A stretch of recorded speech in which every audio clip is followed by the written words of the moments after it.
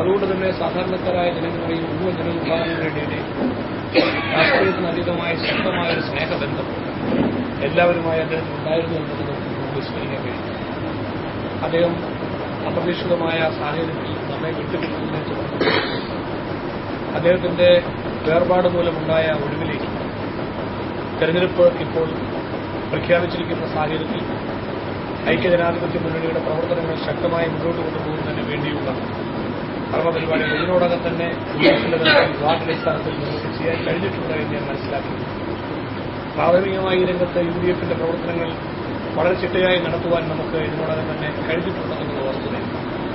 ഈ വാർഡിൽ ഐക്യജനാധിപത്യ മുന്നണി എന്തുകൊണ്ടും വിജയിക്കേണ്ടതിന്റെ ആവശ്യകത സംബന്ധിച്ച് ഇവിടെ വി കെ മാസ്റ്റർ അടക്കമുള്ള ബി സി പി അടക്കമുള്ള മറ്റ് നേതാക്കന്മാർ എനിക്ക് മുമ്പ് സംസാരിച്ചിട്ടുണ്ട്.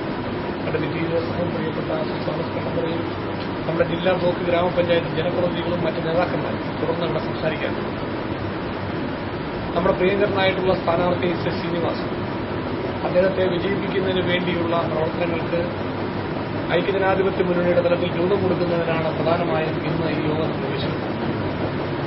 പ്രിയങ്കരനായ സ്ഥാനാർത്ഥി എസ് ശ്രീനിവാസനെ പ്രത്യേകമായി ഞാൻ ഈ അവസരത്തിൽ അനുമോദിക്കുകയാണ്. അദ്ദേഹത്തിന്റെ നേതൃത്വത്തിൽ ഇതിനു മുൻപ് ജനപ്രതി എന്ന നിലയിൽ അദ്ദേഹത്തിന് പ്രവർത്തിക്കുവാൻ അവസരം കിട്ടിയിട്ടുണ്ട്. ഇന്ന് ഐക്യജനാധിപത്യ മുന്നണിയുടെ തീരുമാനപ്രകാരം അദ്ദേഹത്തെ സ്ഥാനാർത്ഥിയായി വീണ്ടും നിശ്ചയിക്കുമ്പോൾ യുഡിഎഫിന് വ്യക്തമായൊരു കാഴ്ചപ്പാടുണ്ട്.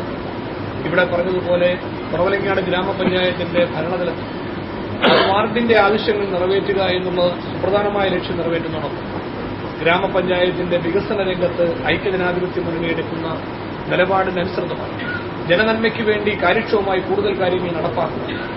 അത് കേന്ദ്ര സംസ്ഥാന ഗവൺമെന്റുകളുമായി ചേർന്നുകൊണ്ടും ജില്ലാ ബ്ലോക്ക് ഗ്രാമപഞ്ചായത്ത് സമിതികളുമായി ചേർന്നുകൊണ്ടും വികസന രംഗത്ത് കുറവലങ്ങാടിനെ കൂടുതൽ പുരോഗതിയിലേക്ക് നയിക്കുന്നതിന് വേണ്ടി ഐക്യജനാധിപത്യ മുന്നണി നടത്തുന്ന പരിശ്രമങ്ങൾക്ക് ശക്തി പകരുക എന്നുള്ളതാണ് ഈ തെരഞ്ഞെടുപ്പിലൂടെ യഥാർത്ഥത്തിൽ ഉണ്ടാകേണ്ട രാഷ്ട്രീയമായിട്ടും സാമൂഹ്യമായിട്ടുള്ള വശം എന്ന് നമുക്ക് മനസ്സിലാക്കുക. അതിന് പ്രിയങ്കരനായ ശ്രീനിവാസനെ വിജയിപ്പിക്കുക എന്നുള്ളത് നമ്മുടെ നാടിന്റെ ആവശ്യമാണ്.